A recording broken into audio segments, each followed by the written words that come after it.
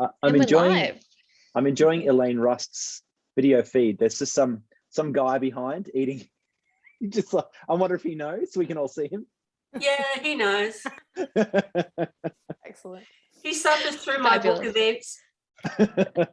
Sorry, Bianca, I got. That's okay. I'll just make a very quick housekeeping note before we begin that everyone except for our special guest, our speakers this evening, if you could please just turn to mute. If you haven't already, you should be when you enter the room this evening, but just to double check, if you could kindly pop yourselves on mute. Videos on if you'd like to.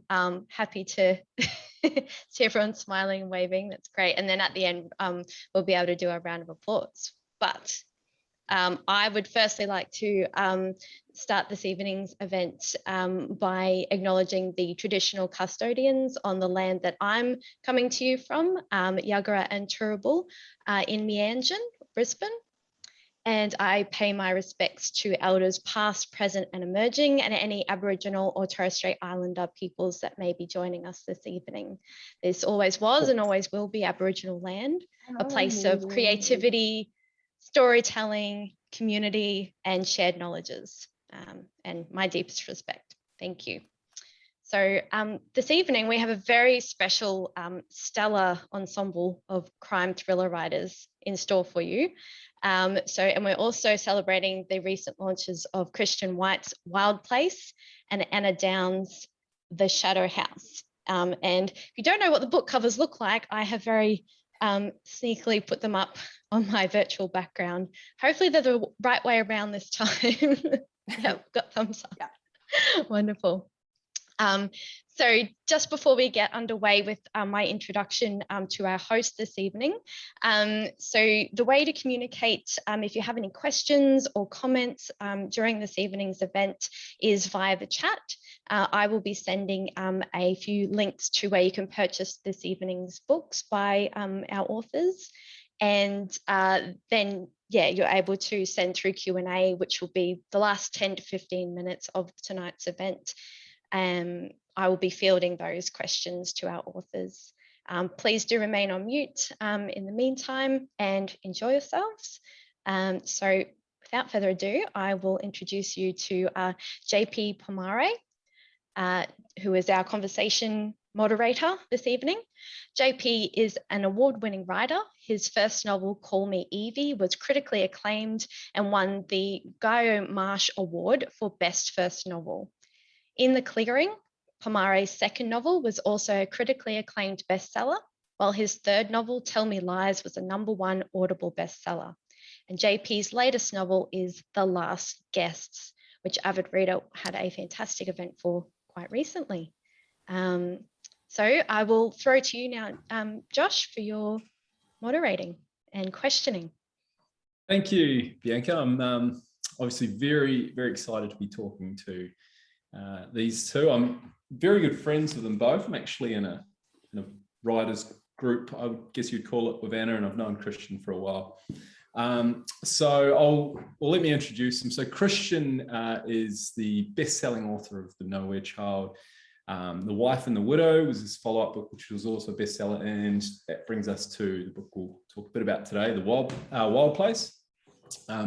He's won a bunch of prizes, so I'm not going to list them all because we only have an hour, but suffice to say he is both critically acclaimed and a bestseller and a prize winner. He's also written a number of books as audio first format for Audible, a couple of movies, one of which is Relic, was on Stan in Australia here, and he has the Netflix series which he co-wrote and created called Clickbait. If you're one of the 11 people in Australia who haven't seen it yet, I would suggest after you buy and read all of his books, you should watch the show because it's fantastic. It's got Adrian Brody. It was #1 in like 300 countries. I know there's not that many countries, but basically a country on earth. So yeah, that's a bit about Christian. Now on to Anna. So we have another internationally best-selling author, Anna Downs. So Anna grew up in Sheffield in the UK. She studied drama at Manchester before winning a place at the Royal Academy of Dramatic Art and moving to London to pursue an acting career. That includes credits in EastEnders, Casualty, Holby City, and I'll probably get this, just mispronounce this, Dalziel and Pascoe, as well as a long-running stage production of The Dresser in London's West End.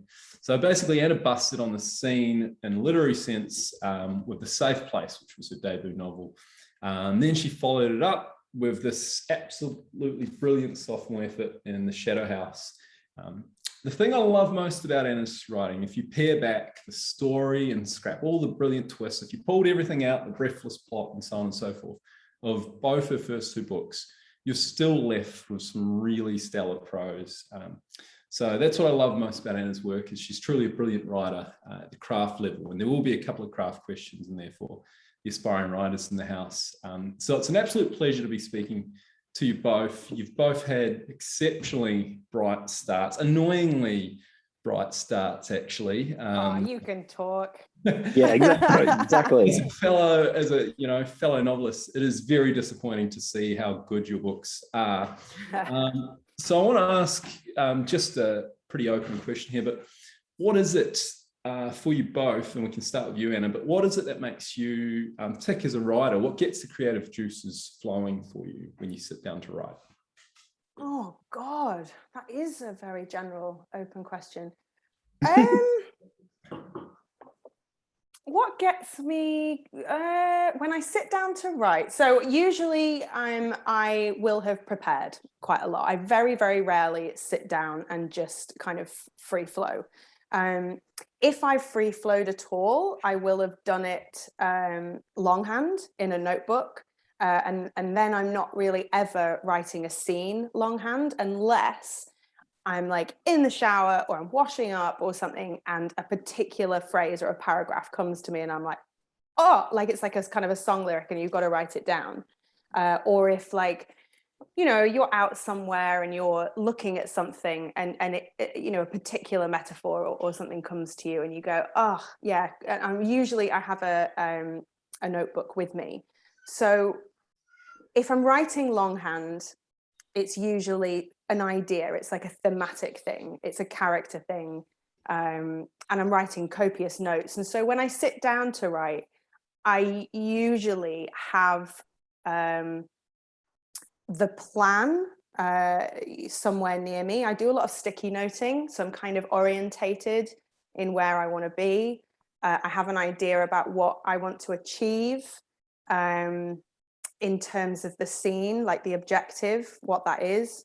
What I'm trying to say is that I think I'm so frightened of sitting down at a blank screen and just going, ugh! Like I do have to put quite a lot of thought and quite a lot of energy into, beforehand. So when I do sit down, I'm very confident that I can kind of hear it. I can see it. I've been over and over it in my mind, that I know what that scene is and I know what it's trying to do. So even if I ultimately scrap it, it's something that I can sit in and I can feel it and I can look around inside that scene and know what's happening. Do you know what I mean? It's very cinematic. I find your writing's very it lends itself to that kind of like you're in a theatre, like the details are very much alive on the page. But do you ever think about the reader when you're writing, or are you just sort of writing for yourself first? No, I do. There's a balance there. I think I am largely. It's hard, isn't it, reflecting on how you write? You kind of have to put yourself back there and think, what am I doing in that moment? You figure it out by being asked these questions, don't you? It's brilliant. That's why I love these events, because you're kind of debriefing on this extraordinary experience that you've just had, and this kind of, I know that you felt kind of similarly, Christian, about The Wife and the Widow, but with this book, it was written so quickly that I am still figuring out what happened. I'm still unpacking it. Do you know what I mean? So yeah, love these kinds of things. But yeah, so when I'm sitting there, I'm hopefully so lost in it that it is primarily for me. And then with the editing, I'm more thinking about the reader. So I guess I lean quite heavily into that visual thing, where I'm kind of using some of my acting background and my acting training tools I'm also using a lot of my love of movies to try and watch the scene first, get down what I think, what I can see and what I can hear. And then when you go back and edit, then you're thinking about the reader, and you're kind of switching your hat as a writer and a reader. You're going, what would this reader want to see? What would I expect that reader would want to see? But also, what would I want to see as a reader? And what would I expect to happen here? And where do I want to be left hanging at the end of a chapter? So you're sort of writing for as though you're the reader, and that kind of informs your decisions. Yeah. To throw to you, Christian, I mean, it's interesting you talk about your acting background and informing how you write. And Christian, obviously, you've come from a screenwriting background, and again, it shows. So I wonder how different is it writing novels as opposed to writing for the screen? I know there's a matter of how much control you have over the story, because there's other stages in a film, as opposed to your editors who, are probably going to have less control over what you write. But what's the sort of differences for you, and how's your career as a novelist informed by your career as a screenwriter? Yeah, I think I'm so sorry, everyone. I've got a weird scratchy throat, which is why I sound strange. I think they both feed into each other, really well creatively. There are a lot of similarities. For example, I kind of plot books the same way I plot films, not necessarily TV, but I sort of sit down and plot, and I rely on myself to find a lot on the page. So there's those similarities, but also things like I'm yet to come up with a way to say this that doesn't sound wanky, but my writing philosophy is to only read things or watch things that I would want to watch myself, so that's sort of a blanket rule, which go to both. And I think what writing for film and TV taught me was as you say, it's much more collaborative. I mean, writing books is really collaborative as well. You work with amazing editors and publishers and everything, and it's a really collaborative experience, but it's much more intimate, and it's you and maybe two other people making this little beautiful finished thing. Whereas in film and TV, it's you're a cog in a machine, and that sounds sort of pessimistic, but there's something nice about that, being sharing in this thing. But what it forces you to do is in a script, every single word, and not even in dialogue, every single word that's even in the big print, in the action print, every word has to earn its place,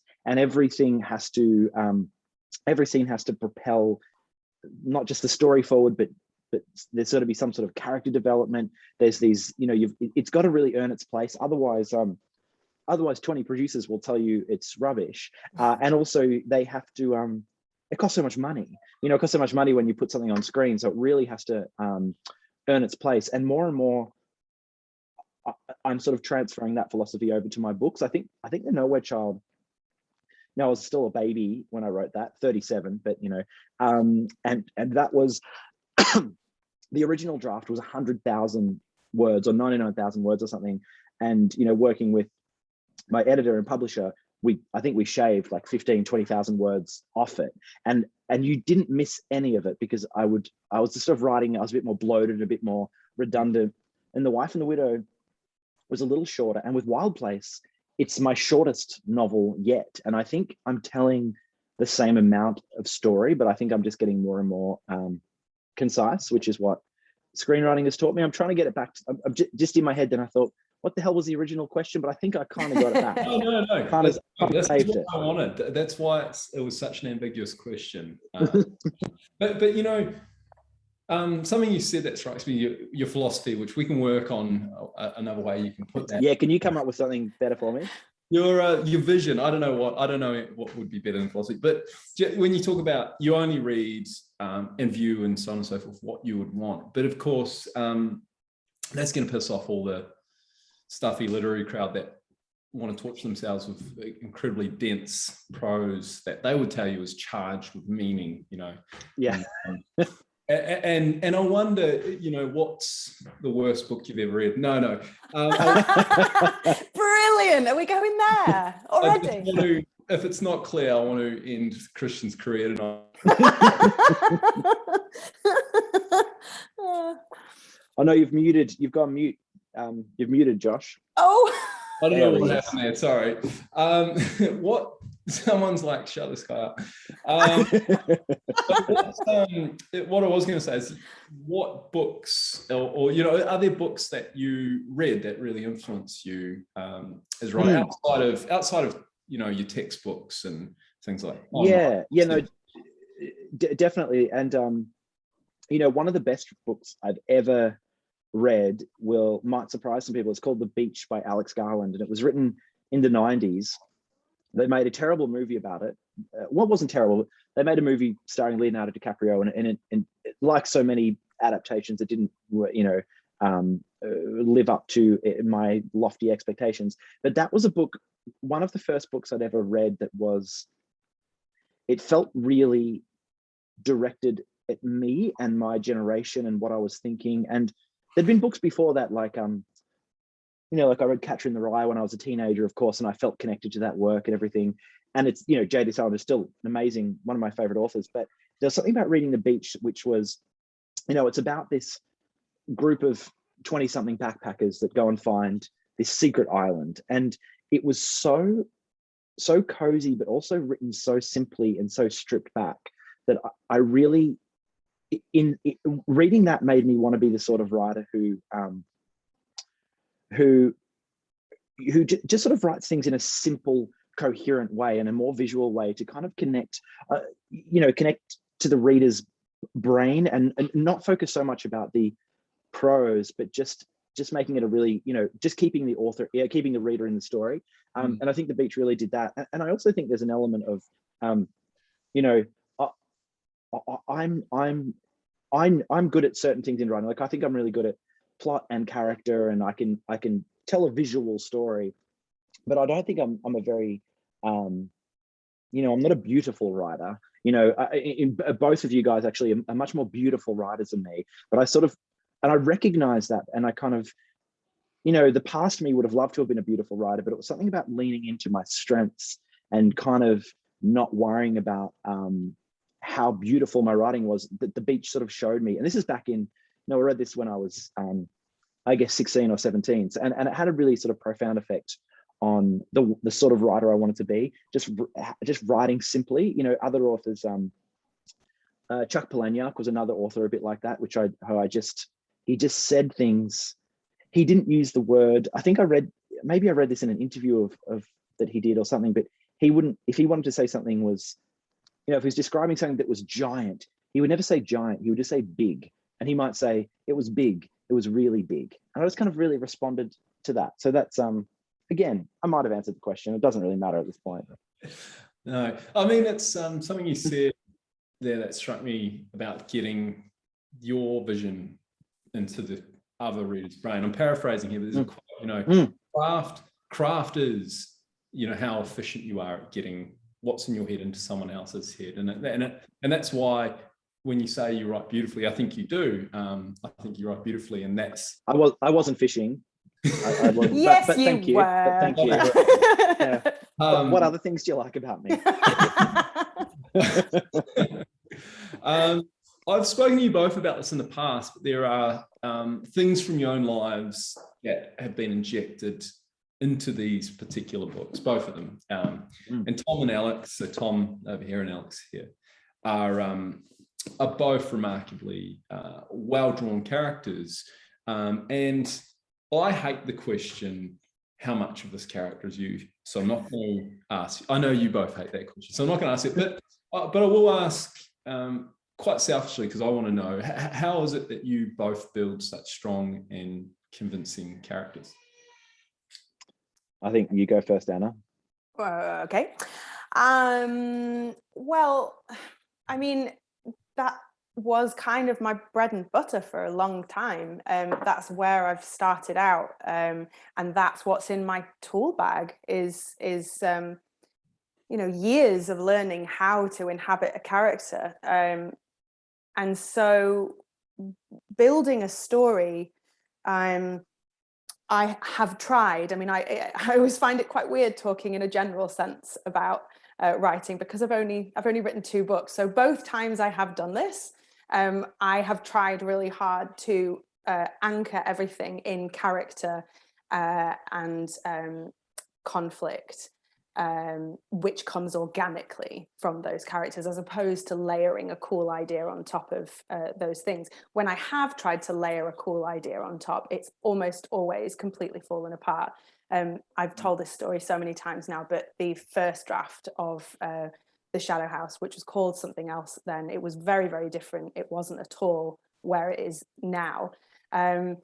And that was the reason that failed, I think, because I just went, this is such a cool idea. And I literally wrote 90,000 words of a cool idea and could not make it like interesting, or, you know, because the stakes weren't there. And without those stakes and without those fully realized characters where you really know not just what they want, which is the most important thing, but like, you know, how they. And I'm not talking like, I don't sit down and make these kinds of lists, and we never did that in maybe we did do that in drama school a bit, but you know, like I'm not writing reams and reams of notes on what they have for breakfast and, you know, where they went for holiday in 1989 or, you know, whatever. Like you know, those things instinctively because they are with you when you're creatively thinking constantly. And I think that is a lot to do with how I was taught, how I was trained to be an actor.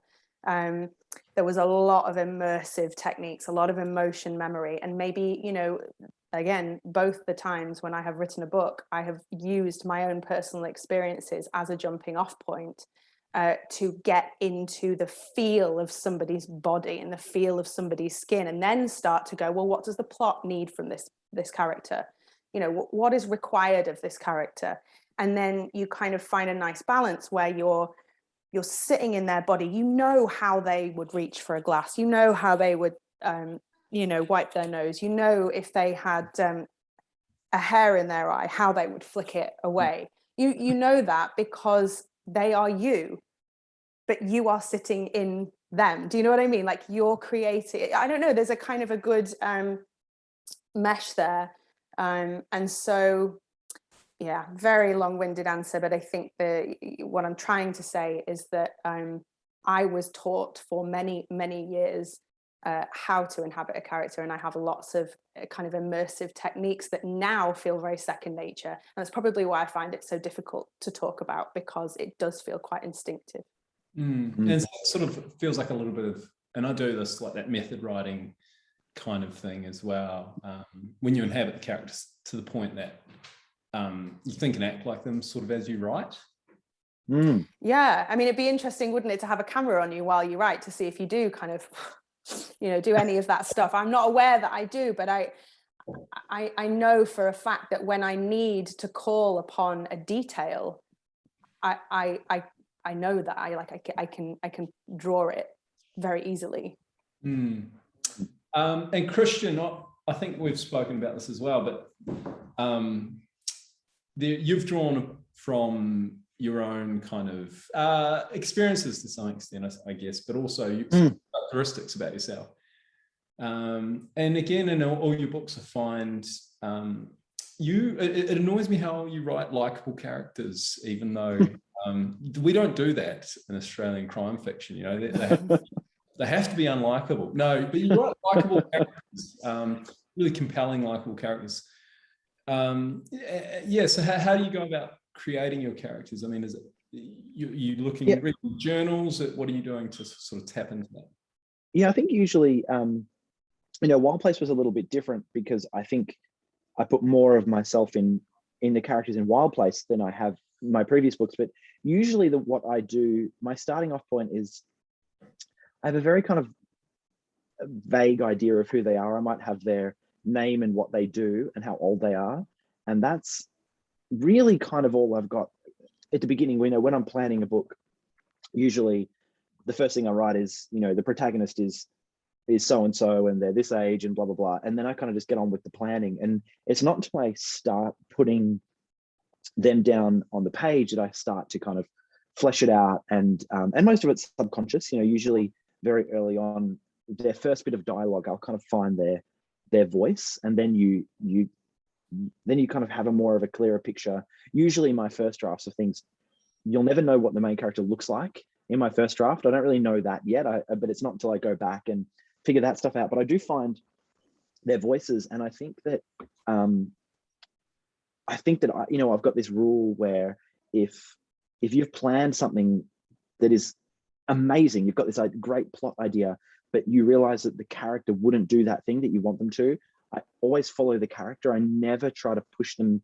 I've abandoned so many really cool, twisty ideas because I got to know the character and I was like, they wouldn't do that. And I think that's sort of the key to writing good characters, is just that as long as they have these motivations that, the reader can understand and connect with, and even if they make really dumb mistakes, if the reader can sort of understand those mistakes, I think that's how to write good characters, because they're sort of, they're human beings. I think it's funny that you say they're likable, because I guess you're right. And I think it's sort of hard though, isn't it? It's hard for me to write unlikable characters, even the bad guys, because you kind of, I don't know, I guess maybe I like people. I don't know. It's weird. I've never realized that before. But with Wild Place, it was a little bit different. So because my previous 2 books were female protagonists, and I sort of wanted to do something, different. I didn't want to have to always be the female protagonist guy. You've struggled with that as well. You don't want to be JP Pomare, is what you say. I get it. He's got that covered. Yeah. His characters are so, okay, shut up. We get it. They're good. We get it. But with Wild Place, it's a very sort of masculine story in a way. The protagonist is male, so I think just naturally I drew a lot more of myself. There's 3 characters in the book that are really sort of represent different parts of myself. There's Kieran, a young teenager who is, he's on the verge of puberty. He's really into the army, which is really weird. I was like that as a kid. I don't know why. And then there's a slightly older teenager, Sean, who is, his hair is dyed black and he's goth, and that's sort of where I was at that stage of my life, shamefully. And then there's Tom, that this sort of, God, I hate to say it, middle age. He's 44, I'm 40, so it's sort of my, that's sort of, I guess, in a way who I am now. He does things that I wouldn't do. But is he in a wine club? I need to know. He's not in a wine club. I confessed to these guys before we came on that my wife and I joined a wine club, and what that means is you just get sent a bunch of wine, and it's very fancy. And this is a bit of a segue, which will interest no one, but kind of the driving force. We went to a winery and the woman was doing a spiel selling us on it, and I knew instantly that I was going to say yes, because one of my favorite TV shows is Frasier, and I knew Frasier and Niles from Frasier would join a wine club. They are in a wine club, so that's the story. That's the story of how I joined the wine club.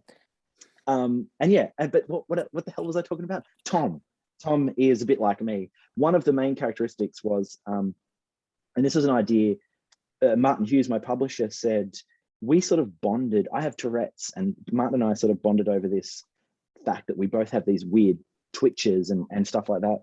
And he said, why don't you give Tom that give him Tourette's? And because it's sort of worse when I'm stressed, I thought, oh, what a great thing to give this character, that the more stressful the story becomes and the more stressful he becomes, the more crazy he's jerking around and going crazy. So I thought, so that was a big part of it too. As soon as I did that, I thought, I don't know, I'd never done that. I'd never sort of put those parts of myself in my characters, and it's really, it's good. I'll try it again.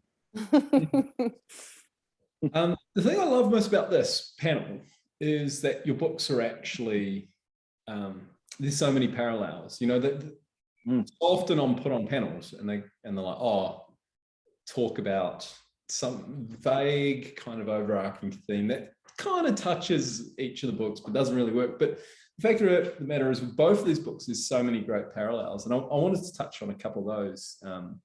You've got what it means to be a community. These are small town communities, the demonization of teenagers, hysteria, panic, and kind of, this mass hysteria and how that starts. You've both kind of interrogated that to some extent.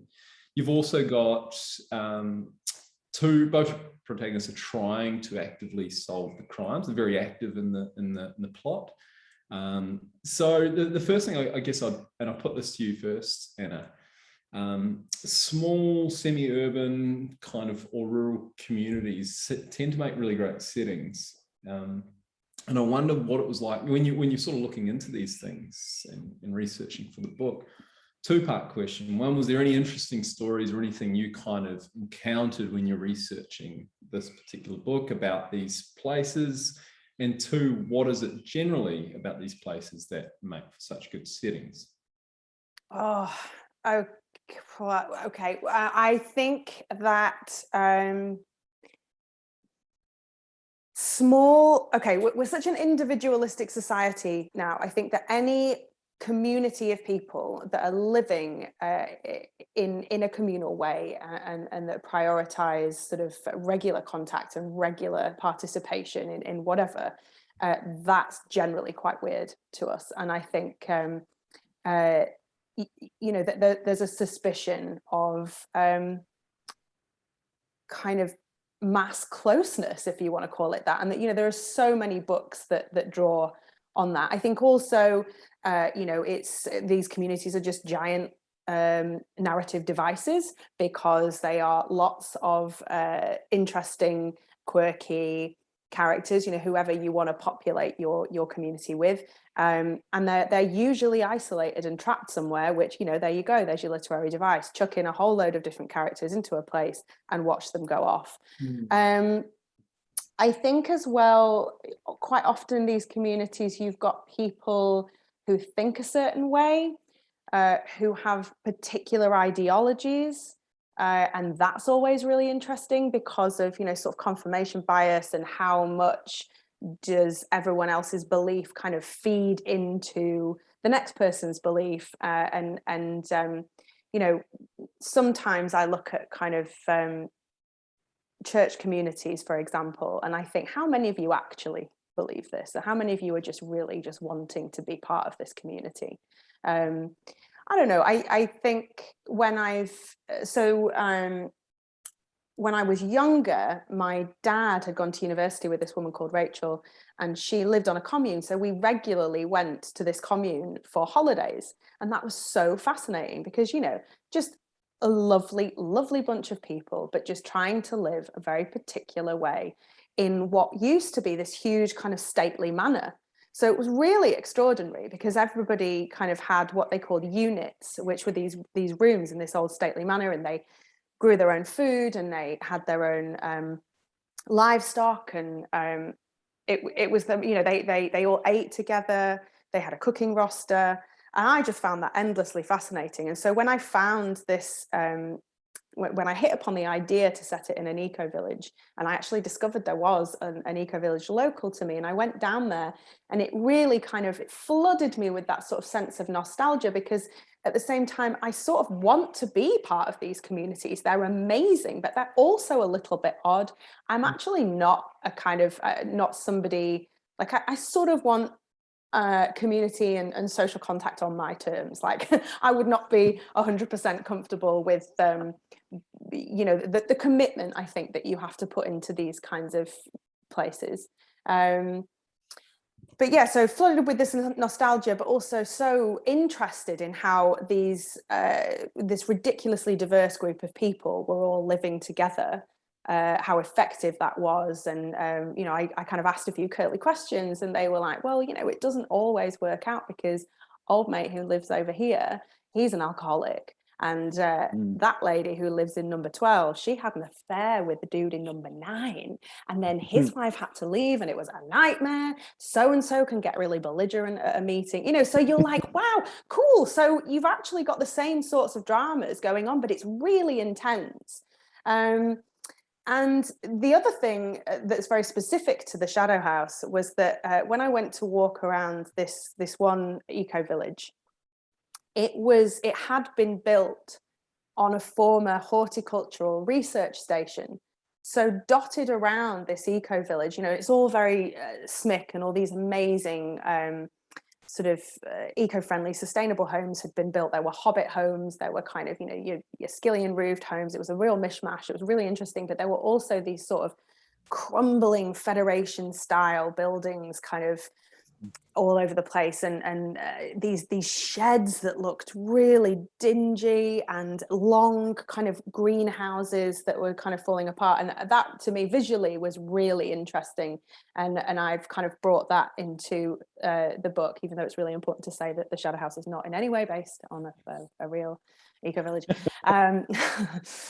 Disclaimer. But yeah, that was really interesting because the horticultural research station buildings, some of them were laboratories. And so the woman who was giving me this tour around this eco-village was saying, you know, it was quite weird when we first got here because it was like, you know, there were these kind of laboratories with these long benches and kind of Bunsen burners and petri dish. I mean, I don't know what a horticultural research station looks like quite clearly, but she said it was very weird that there was all this kind of equipment around, but that there was nobody there. It completely, you know, it was like a kind of an alarm had gone off and everybody had just gone. And there was also this house where the family who had run the horticultural research station had lived in, and that was, you know, so if you've read the book, you'll kind of be able to understand, you know, like I really was inspired by that whole setup, and actually how these communities are often built on top of land that has been through stuff that maybe has had another community on it before. And so the narratives of these communities they kind of leave their scars on the land for other generations of communities to kind of interpret and experience for themselves. Yeah, and it's got that post-apocalyptic kind of, what was that place in Russia? I forget the name. Chernobyl. Yeah. Chernobyl. I mean, eventually, you know, probably not, because it's like hundreds of years, I don't know, the half-life or whatever it is. But yeah, when you do rebuild on or repurpose land, it's charged with this energy, and I really sort of sense that here. Christian, in The Wild Place, you have loosely based it on a town, not a particular town, but, you know, a town on the Mornington Peninsula. Again, there's that sense of a town that's big enough for something like this to happen, but still small enough that everyone knows each other. Can you tell us about when you were looking into this? I mean, were you inspired by any real stories or any real settings? You know, where did you sort of get the inspiration for that place from, and what were you trying to do with it? Yeah, so it was sort of a combination of things. I recently bought a house, well, a couple of years ago, right before the pandemic hit. I bought a house in Balneary on the Mornington Peninsula, which is, you know, where I grew up and where I sort of, even though it's an incredible place, I swore I'd never return to. You know, you kind of you when you move out of your hometown, you move to a city and you don't come back. But I did do that, and I came back, and I started sort of walking around, and so there was a lot of you know, nostalgia and a lot of that kind of creepy sort of sadness where you go to, you know, the address of your old house, and it's just units now and all of that sort of stuff. So that was all. I knew I wanted to set something. I knew I wanted to set something there, but I didn't know what. And because my book deals with a lot about, you know, satanic panic, I knew it had to be set sort of in the late 80s or early 90s. And as soon as those two things came together, I thought, oh, late 80s. My childhood, you know, my childhood home, they're just a match made in heaven. So, and yeah, I was inspired by a couple of real things. You know, sorry, Anna, you heard this. Anna and I did an event together last night. So I'm trying to make, and I can notice you're doing the same thing. We're trying to make our story sound a little bit more fresh. Yeah. And then when I repeat a line that I knew I did last night, I'm like, oh God, what's Anna thinking? I'm going, oh my God, boring. Get him off. Boo. All right. Yeah. Okay. We get it. But I'll tell the story that I told last night. It's a good story. And again, yeah, it starts with an uncomfortable bowel movement. And I just let that sit for a second. And then what the story was in the early 80s. So in the early 80s, this book came out called Michelle Remembers, which was a woman she was really depressed and she got hypnotic regression. And whilst under hypnotic regression, she recalled all these memories of satanic abuse and satanic cults and animal sacrifice and secret tunnels and all of this sort of stuff. This has since been, it's since, you know, years later, we now know that there's zero proof of any of this, and it you know, 99% probably never ever happened, but it kind of spread. It was a best-selling book, and it kind of spread into the culture. And then in the early 80s, there was, in a place called Manhattan Beach in California, there's a preschool, and a kid came home from the preschool and he had a difficult bowel movement, right? So his mum thinks, oh, he's being sexually abused. So she accused the owner of the preschool of sexual abuse. Totally normal response. Exactly, yeah, exactly. And then what they did was the police got involved, and then they sent out a form letter to all of the parents saying, hey, has your kid been abused? You know, ask them about it. And you know, through all these, you know, through leading questions, and because this satanic thing was sort of in the culture, you know, days later there was hundreds of claims that these kids remembered being, you know, abused, and it was satanic in nature. You know, some of it was really horrific, but then it was also ridiculous. You know, some of the kids reported going down a toilet and going to a secret room and going in a hot air balloon. One of the kids was shown a picture of Chuck Norris, who then was at the height of his career, and the kid said, yeah, he was one of the abusers as well. You know, so it was crazy. But even though that sounds so insane, it led to, you know, a 5-year court case. The preschool owner spent 5 years in prison. He was eventually acquitted, but that 5 years he was sort of demonized. And I was just so fascinated by, and there are multiple other cases. I won't bore you with them, mostly because, you know, Hannah's already heard them. But there's multiple I am the only cases person that matters, to be fair. Exactly. And so I was sort of inspired by this, but I've known about this for years, and I've never really had an in until now. And what happened, you know, I think the problem was that satanic panic just seemed so silly. It seemed so, you know, it would be weird to write about it because it'd be hard not to write about it in a silly way, I thought. But then, you know, then the pandemic hit, and then, you know, everyone's Aunt Susan was sharing Facebook videos on Facebook about, you know, there's, you know, and sorry if there's any anti-vaxxers in the room, but, you know, that there was, you know, I'm not really sorry, tracking devices in the vaccine, and, you know, Bill Gates was tracking us that 5G caused COVID, all of this stuff. And I realized, you know, even before that with QAnon and everything, I realized that we're witnessing a natural evolution of satanic panic, which is this mass hysteria with next to no evidence. You know, the way the best conspiracy theories work is there's like 3 or 4 facts, real facts, and then it's just strung together with bullshit, and the bullshit's so interesting that you kind of want to believe it. And when you're outraged, and I think this is what happened with the pandemic, I think when you're angry and outraged and scared, your standards of evidence drop, and you're looking for someone to blame. And there's something appealing about being part of the small select group that know the truth, you know, that know the Illuminati is behind everything. So all of a sudden I was kind of really thinking about this and empathizing with these people, because I wanted to understand, you know, I got into a couple of Facebook, I've actually since gone off social media, but I got into a couple of Facebook arguments and things which went nowhere because they didn't listen to me and I didn't listen to them. But then I sort of started empathizing with them and trying to really get in their skin and think about it. And as soon as all that all sort of went into some soup in my mind, and then I knew I had a story.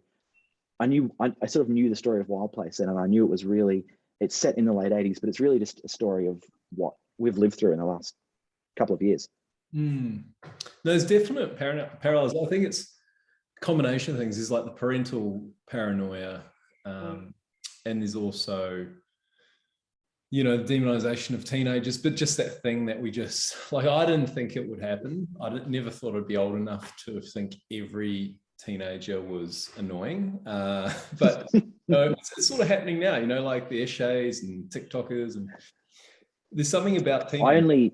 I only recently learned what an essay was. My niece had to explain it to me, and I'm still not entirely clear, but yeah, showing my age now. It's an very easy subculture to hate. Let me put it that way. We're going to have to go to questions from the audience. So everyone start thinking if you have a question in the chat, and we'll come to it in a moment. I just have one more question. I have a load more questions, but I've got one more I really want to put to you. And I think you've sort of touched upon it here. Why is it? Because in both these books, there are pretty sympathetic, there's characters you like and care about that do bad things. And so in a nutshell, because, we're running out of time, Anna and Christian, what is it about, what makes good people do, fundamentally good people? Can I answer that first? What makes them do bad things? You can, Anna, go ahead. Fear. Beer?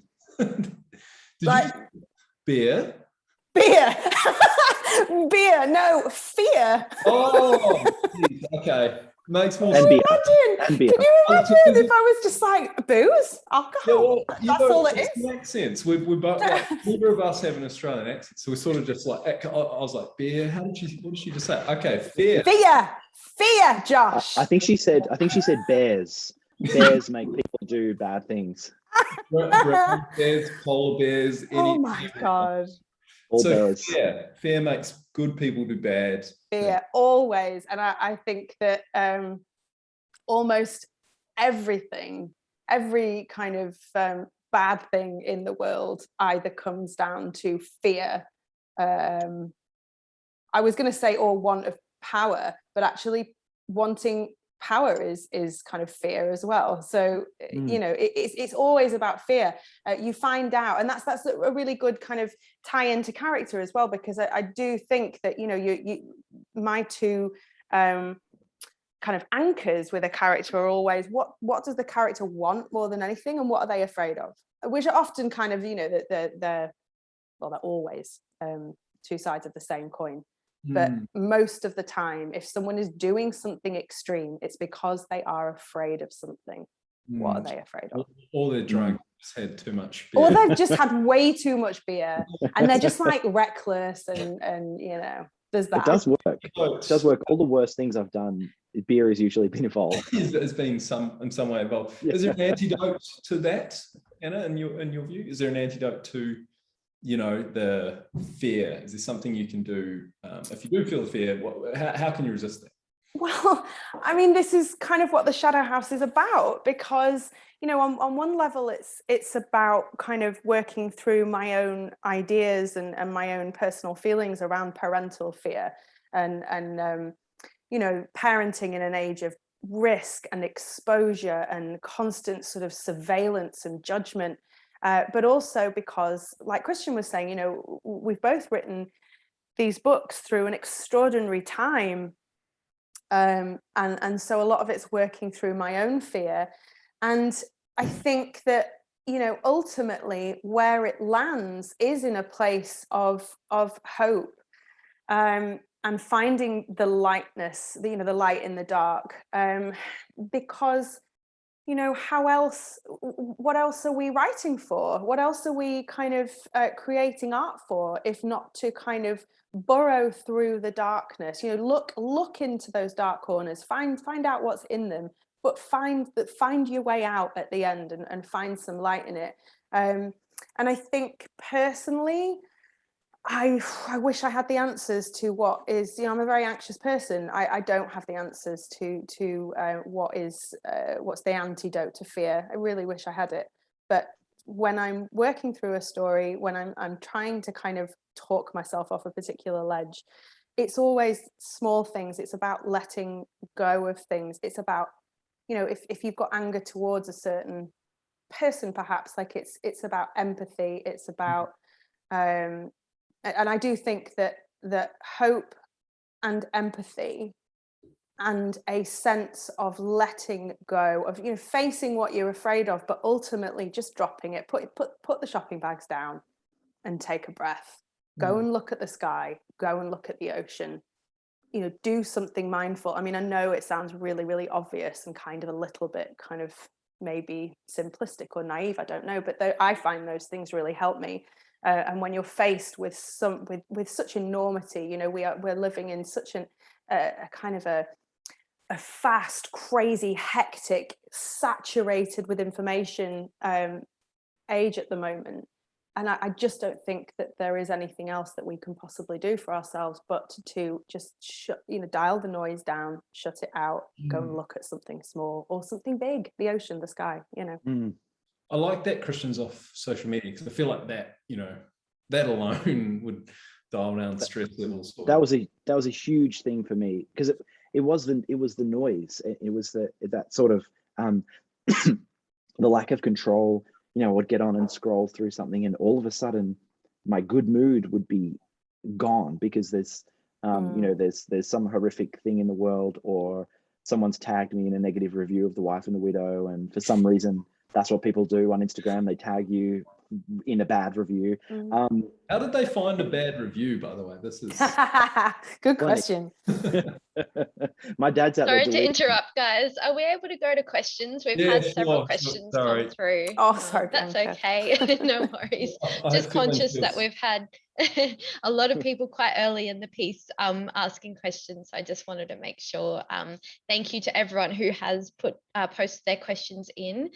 With 6 minutes to go, I will do my best to answer. But for those of you who have perhaps asked a few more than multiple questions, I will ask your first one. If we have time, I'll go to the second. So first one that came through was both of you wrote about teenagers in these books, but you have younger children. How did you write so very well about teens? And I'll just sort of add on to that, because there was another question quite similar saying, how did you get into the head of an angsty teenage boy?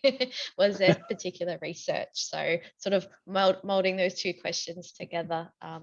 Anna or Christian, if either of you want to take those. For me, it was just tapping into my broody teenage. I have very, very clear memories, not of my younger years, but of my teenage years. Really clear memories of how those weird pubescent chemicals, what effect they had. So for me it was quite easy. I once was a broody teenage gothy boy, believe it or not. You wouldn't know it to look at me now, but I wasn't this kind of well put together athletic person that I am now. I was once a nerdy teenage boy with with dyed black hair. So for me it was easy.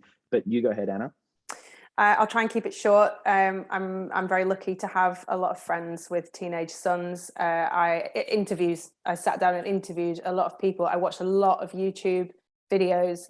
I have also kept excruciatingly all my journals from age sort of 11 to 15.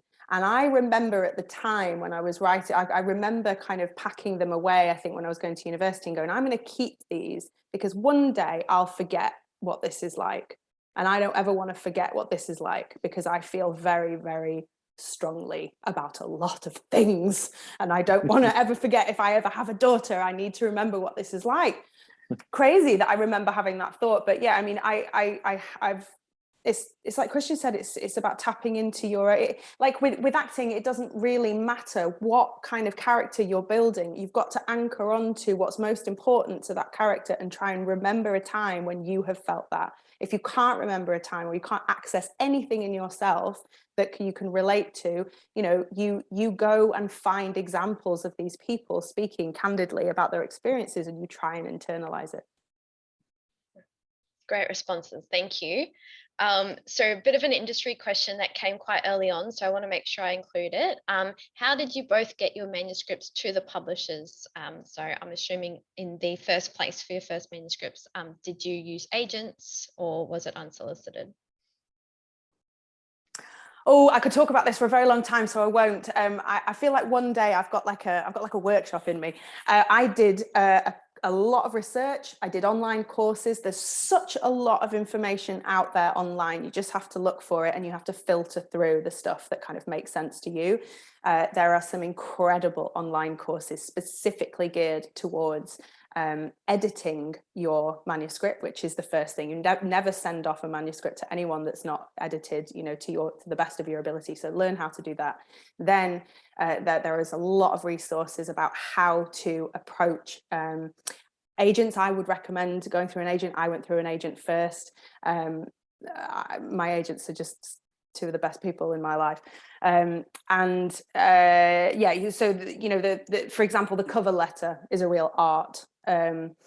Researching diligently who you want to approach. Same with publishers. If you're going there, like researching who you would like to work with, knowing how to approach them, knowing what time of year to approach them, all of that stuff. That's all the research I did, and then I sort of followed it to the letter. Great. Yep. No, thank you. Yeah, by all means, we'd love a workshop one day. I was lucky to. I did all that research too, but then I looked at writing competitions, and I was lucky enough to win the VPLA's Victoria Premier's award for unpublished manuscript, and that was just making the shortlist. Suddenly publishers were contacting me wanting to. I don't know where they got my email, by the way. They just started emailing me. Martin Hughes, I still wouldn't have given him my email. He got it from somewhere. But then they just started emailing me, and so I was sort of lucky in that way. Writing competitions, and if you're worried about getting your stuff out there, enter writing competitions, because they're a great way to, put your toe into that world and prepare yourself for rejection if that happens. Or and if you're shortlisted or you win, you get to skip a couple of steps. I'm being as concise as possible. I should quickly say that if we don't get to any questions that are for me, feel free to. My emails is christian@christian-white.com, and so email. I check them all eventually. I'm a little delayed, but yeah. So if you don't get to one, Thank you. I'll have a copy of the conversation, I guess, in the recording as well when I access that. So I'll be more than happy if you're willing to. I can pass those questions on to yourself, of course. Christian. Yeah, I'd be happy to answer questions that come up too. Thank you. Thanks. That's really generous. I can answer Anna's questions as well. So wow. Okay. So, two quick fire questions that'll bring us to the end. Why crime? Your best, I guess, maybe one or two liner. Why crime? And regardless of book, film, or TV, who was your favorite villain? So. Are you going to go first? I'll go first. You go first. I haven't got my villain yet, but I'm trusted I'll find it on the way. Crime, I think, because it's that writing philosophy. Write what you'd want to read, and it's something I think I tried writing other things. I tried writing sci-fi and comedy, and I was just really bad at it. So that's why. And my favorite villain is, and I reserve the right to change this. It's going to sound sort of boring now, but it's off the top of my head. Probably Darth Vader, actually, because he's sort of redeemed at the end. Spoiler, but it's just Return of the Jedi came out in the 80s, so whatever that, I think the spoiler thing's gone, but yeah, there's something amazing about him, and that's it. You go, Anna. Sorry if yours was Darth Vader as well. Two really hard questions to be concise about. Okay, why crime and thriller? Because I get obsessed with certain news stories and things that people do, and I spend a long time thinking, why would someone do that? How does that situation come about?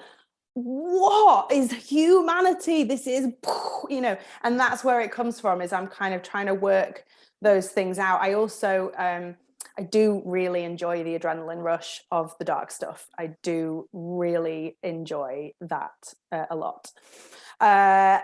Oh God, I cannot give you my all-time favorite villain. I would need weeks to whittle this down. I'm going to change mine to Pennywise from It. Nice. Pennywise and Darth Vader. Nice. Yeah, Pennywise is a good one. Do you know who when you say villain, the first name that came into my head is Serena Joy from The Handmaid's Tale. I hate that woman. Hate that woman. Which ones is she? She's the wife. And she is so brilliantly drawn and written. And again, I think that that's one of those things where you on one level just cannot comprehend how that comes about, but the way that she's written, you kind of come to, and the way she's dramatized in the series as well is just like, I've just never hated a villain so much. But yeah, then you have these moments of going, oh my God, that's so tragic. Oh. Tony Soprano is another good villain. Oh yeah, absolutely fantastic. That's mine. I'm gonna change mine. Change mine to Tony Soprano. He's not a villain, is he? I mean, JP, did Tony you have Soprano, one? I don't know if he's a villain. I do. He's an anti-hero. Sorry, go Josh. My favorite villain would definitely be Anton Chigurh from No Country for Old Men. Both the film and the book. Both film and the book. Such a good movie.